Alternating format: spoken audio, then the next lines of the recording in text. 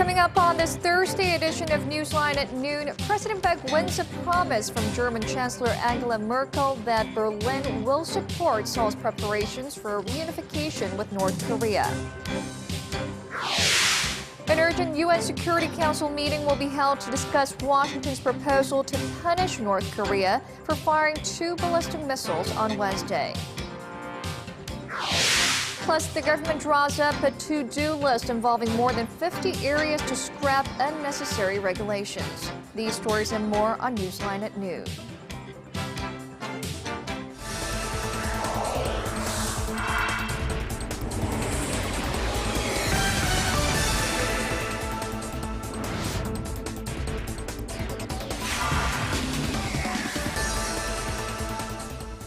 Thanks for joining us. You're watching Newsline at noon. I'm Oh Jin-ju in Seoul. Very good to have you with us. I'm Mark Broom. Our top story this lunchtime, President Park Geun-hye, who's been campaigning for the reunification of the 2 Koreas in Germany this week, has secured the full support of Berlin based on Germany's own unification experience. Our presidential office correspondent Choi Yoo-sun reports on President Park's meeting with German Chancellor Angela Merkel. At a joint press conference, Chancellor Merkel said Germany, which has gone through unification itself, is responsible for supporting the 2 Koreas' will to reunite. And President Park and the German Chancellor agreed to set up a cooperative system to prepare the Korean peninsula for social and economic unity.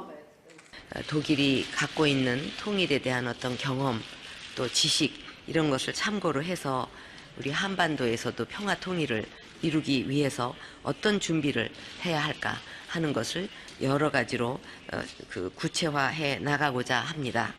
When asked about President Park's recent description of reunification on the Korean peninsula as a bonanza, Merkel said Germany's unification was indeed a bonanza.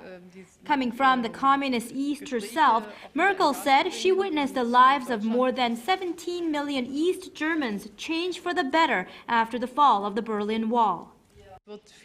A lot of economic support will be necessary in connection with a reunification. The second thing is that people should be prepared to get to know very different biographies. President Park also garnered Merkel's support behind her trust-building policies towards North Korea, at the same time urging Pyongyang to give up its nuclear weapons.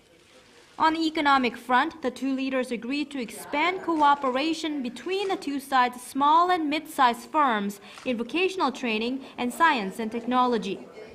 Earlier in the day, President Park visited the Brandenburg Gate, a landmark in Berlin, symbolic of German unification.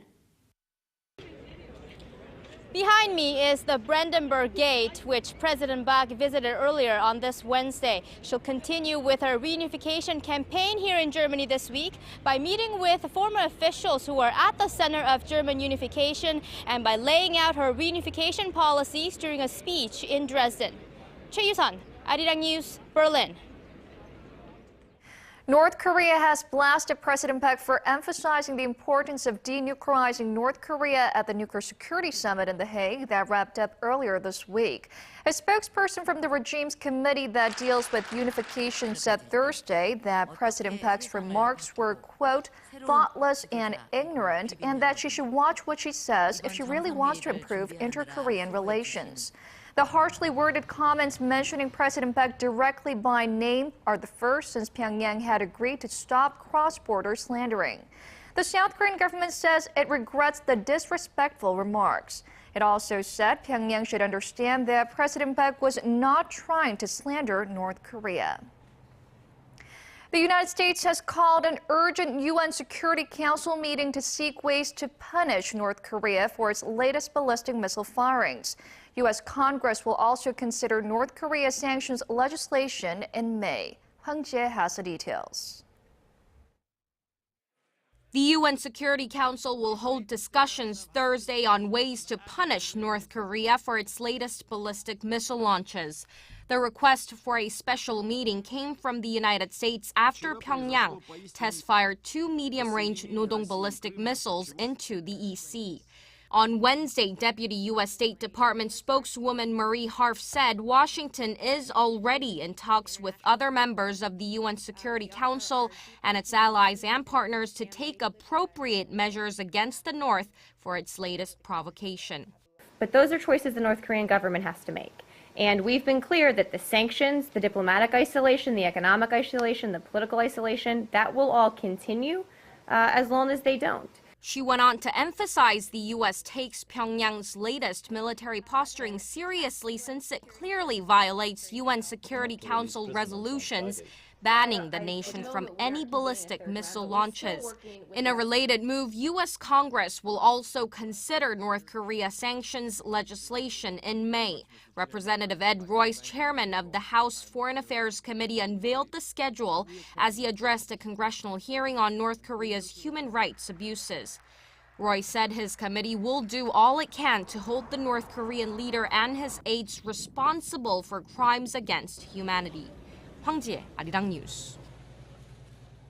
Newly released diplomatic documents show that North Korea extended an olive branch to the United States in the 1980s, only to have it sent back. Seoul-based Yeonam News reports that the North Korean ambassador to Geneva approached his U.S. counterpart at a reception in 1982 and handed him an envelope with a message from then North Korean leader Kim Il-sung.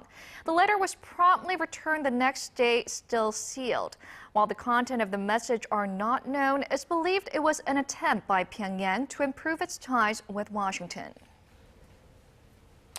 In an attempt to resolve the so-called comfort women issue, civic groups from the two Koreas will meet soon to discuss ways to counter Japan's denial of its wartime crimes. Our Hwang Sang-hee has the details.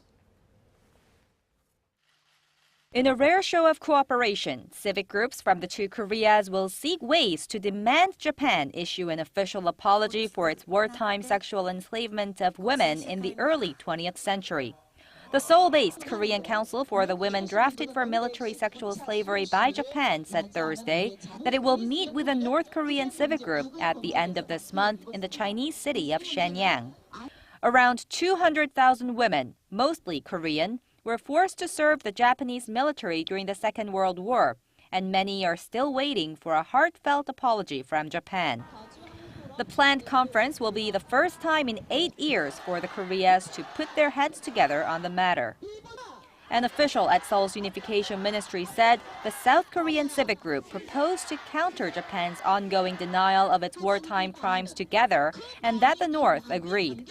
24 South Koreans, including one survivor of Japan's military sexual slavery, will meet 10 North Korean representatives. Meanwhile, a diplomatic source said Wednesday that a Japanese government official met with a human rights activist taking care of the Korean victims for the first time last week in Seoul. The Japanese government initially asked to meet with the comfort women to determine their demands ahead of a government-level meeting between Seoul and Tokyo next month. The Japanese official reportedly said Tokyo wants to resolve the diplomatic feud, stressing Prime Minister Shinzo Abe showed his sincerity about the matter by stating his willingness to uphold Japan's landmark 1993 apology to the comfort women. In response, the South Korean activist urged Japan to acknowledge Tokyo's legal responsibility for forcing the victims into sexual slavery. The activist also said the Japanese leader should apologize to the victims on the international stage. Hwang Sang-hee, Arirang News. Now, another thoughtless remark has been uttered by a Japanese politician that is sure to anger Koreans. On Wednesday, co-leader of the opposition Japan Restoration Party, Shintaro Ishinara, said his country's colonial rule of the Korean Peninsula in the early to mid-1900s was necessary to defend itself against the Soviet Union's advance into Asia. The Japanese official, known for his hawkish views, went on to say the bilateral relationship between Seoul and Tokyo is more important to Korea than it is to Japan. He also expressed doubts about the benefits of the improving relationship between Korea and China. Ishihara's remarks followed the first official meeting of the current leaders of Korea and Japan earlier this week in the Netherlands. Now, the U.S. state of New York is moving closer to adopting legislation on using two names to identify the body of water between Korea and Japan. New York state lawmakers submitted a resolution on Tuesday that would require all textbooks in the state to note that the Sea of Japan is also referred to as the Korean name EC. The bill would also require an explanation of the historical background behind the body of water's name. Virginia's state legislature passed a similar bill earlier this month. That only needs Governor Terry McAuliffe's signature before it becomes law.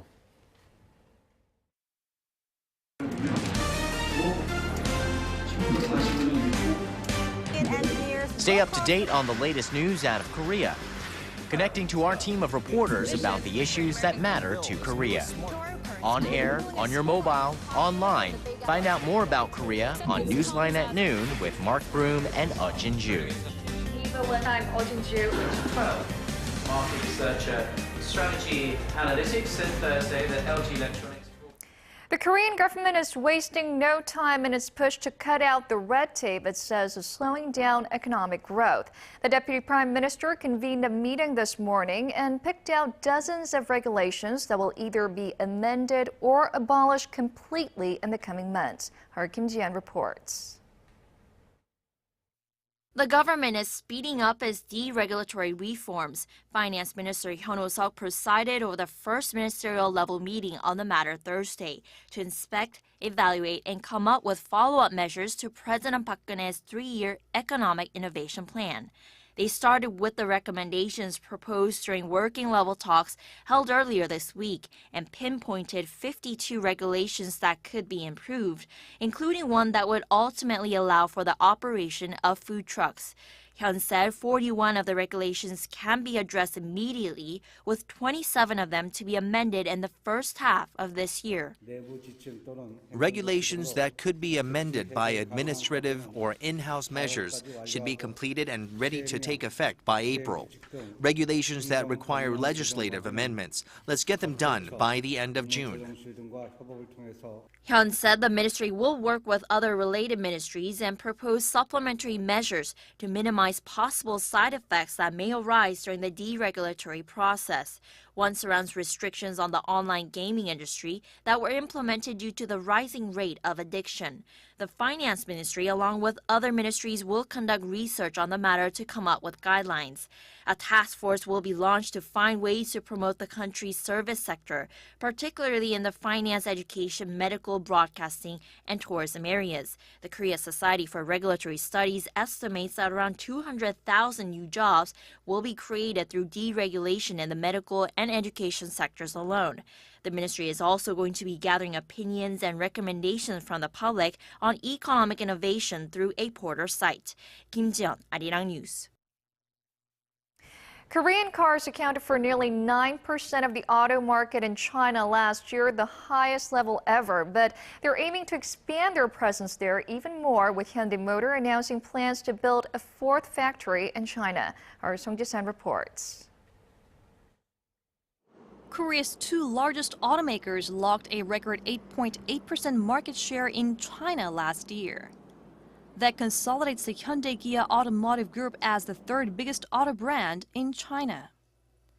It's a significant feat considering the Korean auto group only entered the Chinese market around 10 years ago. Market leaders GM and Volkswagen have been in China for several decades. But the goal is to land a 10% share in the Chinese market, a figure that commonly guarantees stable growth in the auto industry. To that end, Hyundai Motor is building a new factory in China's Midwest. Hyundai Motor and Chongqing, the biggest city in the region, agreed Thursday to build their fourth local factory there.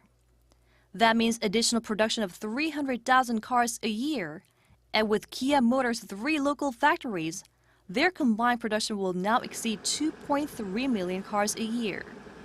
Even so, the aggressive move was necessary, as China's market leaders, Germany's Volkswagen Group and GM Motors of the US, will both have a production capability of around 4 million units by 2016. After recording over 20 million car sales last year, the Chinese auto market is expected to grow by 15% this year. China is the biggest and fastest growing auto market in the world, with demand that is expected to reach 35 million cars by 2020. There's no other market of this size and momentum, making it the most attractive and important market for all global automakers. Korean automakers must also rev up research and development on green energy cars so they abide by Beijing's regulations aimed at tackling the country's chronic pollution problem. 송지선, Arirang News. Korea's newest political party hit the ground running this morning, one day after its official launch. In its first Supreme Council meeting, the New Politics Alliance for Democracy said its first moves will focus on helping those who have fallen through the cracks of the welfare system. Our political correspondent Ji Myung-gil reports.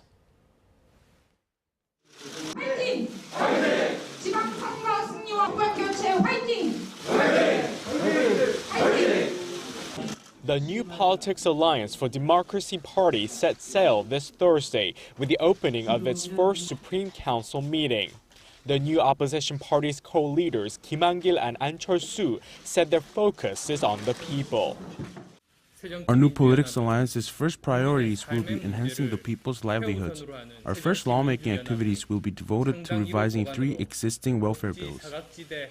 The proposed amendments to the 3 welfare bills focus on reaching those most in need of financial help. Kim said the poor have become even poorer since the Park Geun-hye administration took office last year. After President Park Geun-hye's government launched, the people have been struggling more. If our first revised welfare bill gets passed, some 1 million desperate families who are in need of financial help will receive it from the government. As for the June 4th local elections, Kim Han-an said that the New Politics Alliance for Democracy will not engage in a nomination process, saying it acts as a breeding ground for bribery and corruption. Ji Myung-gil, Arirang News.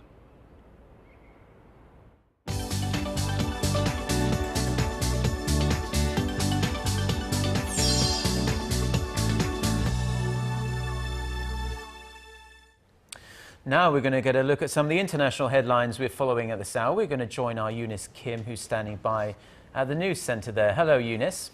Hi, guys. Eunice, it seems more sanctions could be in store for Russia as the U.S. and EU leaders are putting up a united front against President Vladimir Putin. That's right. President Barack Obama in Brussels earlier this morning said Russian President Vladimir Putin had miscalculated had he counted on indifference from the West over Russia's annexation of the Crimea. President Obama held summit talks with EU leaders at their headquarters where they discussed, quote, deeper sanctions should Russia take steps to claim more portions of Ukraine. He also called on EU nations to ease their reliance on Russian energy. About a quarter of Europe's gas comes from Russia, and a third of that through Ukraine. Meanwhile, Russian forces captured the last Ukrainian Navy ship in Crimea Wednesday, and a mass of about 30,000 Russian troops are said to be at the border regions with eastern Ukraine. President Obama said NATO forces will support Ukraine's defense where necessary. He did add, though, there will be no military response to Russia's incursion and that a door to diplomacy would be left open. New satellite images from the French have emerged of a potential debris field. It shows some 122 objects in the southern Indian Ocean near the search sites for Malaysia Airlines Flight 370, now missing for 19 days. But still, no sightings on the water or from the air. A team of vessels from 6 nations, including Korea, are surveying the waters in 2 sectors, racing against reports that weather conditions could deteriorate today and against time. The batteries of the pingers on the black boxes are expected to run out within 2 weeks' time. Malaysian authorities have said the U.S., quote, pinger locator is expected to arrive in the area by the end of next week. In one of the most watched cases related to the 9/11 terrorist attacks, the son-in-law of Osama bin Laden has been found guilty of terrorism-related charges in a New York civilian court. 48-year-old Suleiman Abu Ghaith was facing charges of acting as an al-Qaeda mouthpiece and using video to recruit new fighters.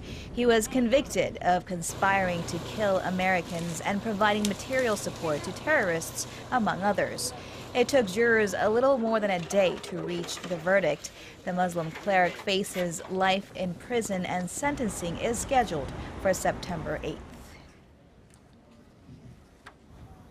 An Ankara court has ordered the Turkish Telecommunications Authority to lift a ban on Twitter, saying the government did not have grounds for the ban. This comes as the Tayyip Erdogan government had blocked users to the popular social media platform. Users had leaked recordings reflecting widespread corruption of government officials, including the Prime Minister's son. Prime Minister Erdogan said the recordings were fake and created by his critics. Twitter, which had itself filed a challenge to the ban, welcomed the news. The Telecommunication Authority has 30 days to honor or to appeal the ruling. Well, thank you very much, Eunice, for the international news there. Now, a musical that took Korea by storm 2 years ago is back, and it has some familiar faces and some new ones as well. Yes, it's about Korea's traditional singing style, Panzuri, and not only do they have new actors, but they have given the storyline a slight twist as well. Our Park Ji-won has more. This is one of the most beloved stories among the Korean people. Seopyeonjae was originally a Korean novel published in the 1970s. It was later adapted into a successful film in the 90s, and then into Changguk, a modernized Panzuri performance genre. And of course, it was also turned into a musical. First adapted into a musical in 2010, it won 5 musical awards and was put back on the stage in 2012. Now, musical Seopyeonjae is back again after 2 years. It's being put on by the same staff, but with some new songs and new actors. Musical Seopyeonjae centers on one of the most original plots of the novel, in which traveling Panzuri artist Yu Bong blinds her daughter Songhwa to develop her singing talents. However different from the original plot, musical Seopyeonjae gives Songhwa's brother Dongho a new twist. In the most recent adaptation, he wants to become a rocker rather than a Panzuri artist. Seasoned Broadway musical actor Michael Lee joins the cast to play Dongho. At the core of the character of Dongho, he is somebody who is searching for his voice. This is something that all artists can relate to, that all actors, no matter what culture you're a part of, can relate to. The musical presents diverse genres of music, from Panzuri and pop to rock music. Panzuri is a main theme of the musical. However, not all the music is from the Panzuri genre. I paralleled other genres of music like pop and rock to make the Panzuri stand out for its beauty. K-pop group MBLAQ's Gio also joined the cast to play Dongho. Star Panzuri singer Lee Ja-ram and famous musical singer Cha Ji-yeon have returned to the stage to reprise their past roles. The musical runs until May 11th at Universal Arts Center in Seoul. Park Ji-won, Arirang News.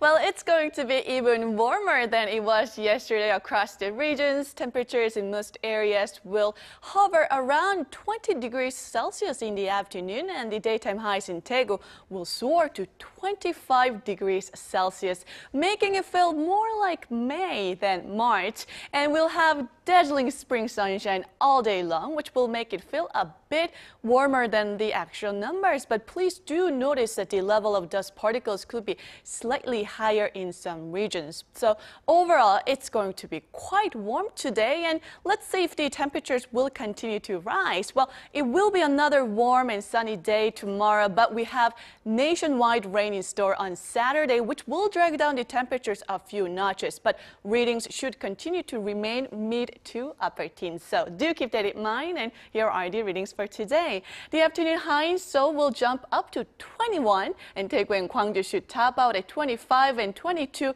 while Busan should get up to 21 under lots of sunshine. Now for other regions, it looks like down on Jeju and Daejeon will peak at 18 and 22, while Dokdo and Gyeonggang will soar to 15.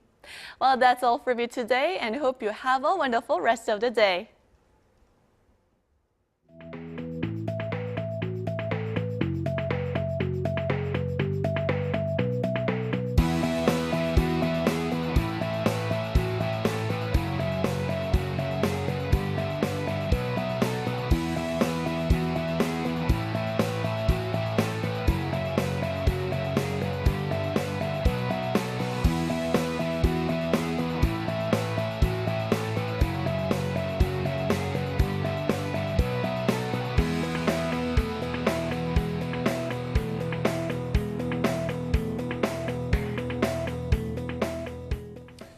Well, those are the stories that we're following at this hour.